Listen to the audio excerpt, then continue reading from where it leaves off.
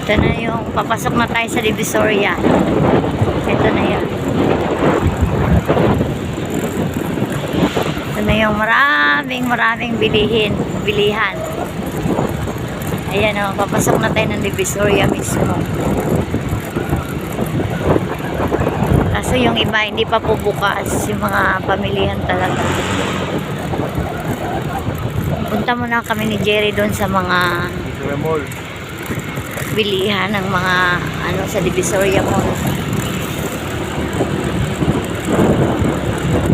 Kasi mamili ako ng mga gummy candy sa tindahan ko, pang tindahan.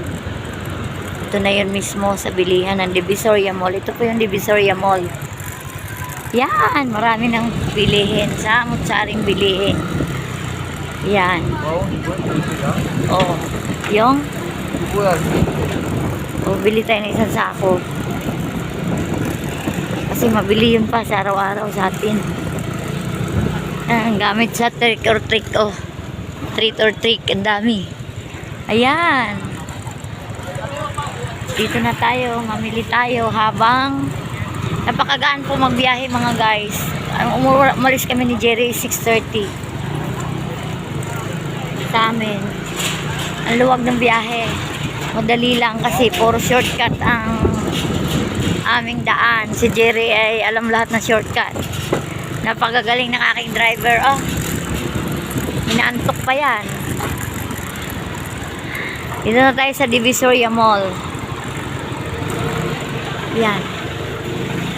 Yan, Divisoria Mall. Ayan. Building ng Divisoria Mall.